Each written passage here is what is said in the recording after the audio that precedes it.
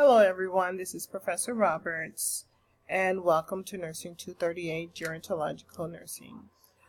Since we have an exam coming up, I would like to do a review of Module 2. I will have these slides going, but I will skip through some of the slides as I want to touch on the things that I feel that's important for you to know for the exam.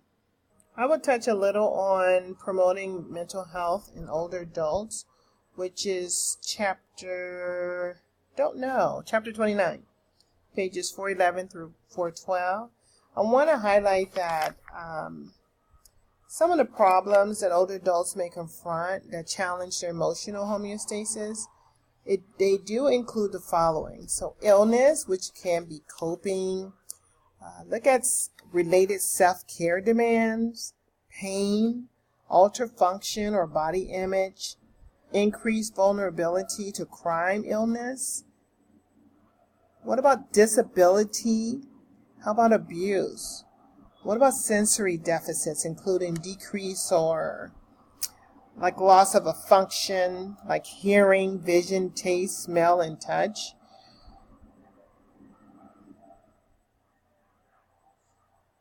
These are all important, and I wanted to make sure that I reinforced on that, as well as there's a greater awareness of their own mortality from increased numbers of deaths among peers.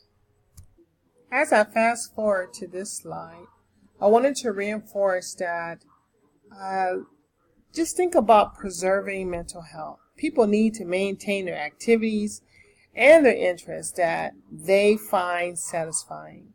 As a nurse, we need to make sure that we understand that and promote that particular part of this person's mental health. Whatever they did, it may not be important to us, but if it's important to them, we need to maintain that activity. Sewing, knitting, riding, bicycling, exercise, singing, whatever that activity is, let's try our best as healthcare providers to maintain that activity so it can be satisfying to the older adult. As we look at this slide regarding depression, please pay attention to the signs and symptoms of depression. Also note the social isolation and withdrawal. An example is like not participating in activities is also a sign of depression. Also, to add on to that, as you look at the signs and symptoms, another one that I thought was very interesting as a signs and symptom of depression in older adults, it also includes inattention to hygiene. Think about that when you go on your floors and pay attention to your older adults. What about changes in sleep pattern? They used to sleep all night. Now they stand up all night long and sleeping during the day. Maybe their mind is on something. And what about physical complaints such as anorexia, constipation, headache? Let's think of some more. How about indigestion, as well as having feelings of hopelessness? These are all things that I wanted to point out to you. These are important. So you'll know, hey, your mind start thinking about, my patient might be having some signs and symptoms of depression. As you review the slides on anxiety, I wanted to reinforce and make sure you're aware of the cause.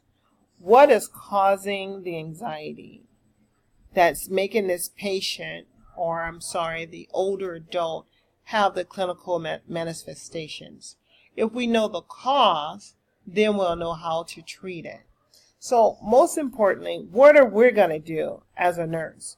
So make sure as a nurse that we know our interventions for patients who have or who are experiencing anxiety.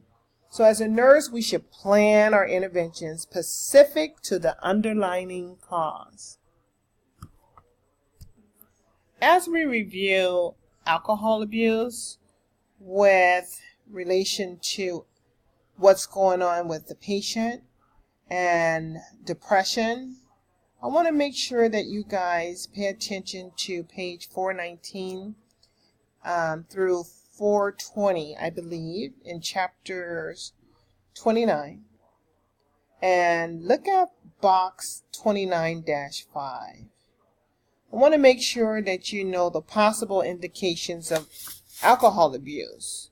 And some include gulping or rapidly consuming alcohol beverages. So make sure you look out for that. How about frequent injuries or falls due to clumsiness? They may have jittering, maybe going into withdrawals. Or they're keeping to themselves and they're being irritable when they're around others. So we need to look at that. Also, these blackout spells that they experience. Those are all indications that, you know what, this patient might have alcohol abuse. So in addition to that, you need to, if they are having that, you need to make sure that they're not having alcohol withdrawals also. Okay? A lot of people, older adults who are abusing alcohol, they drink to calm their nerves or to even help improve their mood. So this will help them. They're more irritable around others. They're not calm around others at all. I wanted to reinforce managing behavior problems. So if you have someone that's violent or physically abusive, I want to make sure that I reinforce the importance of your appropriate nursing action.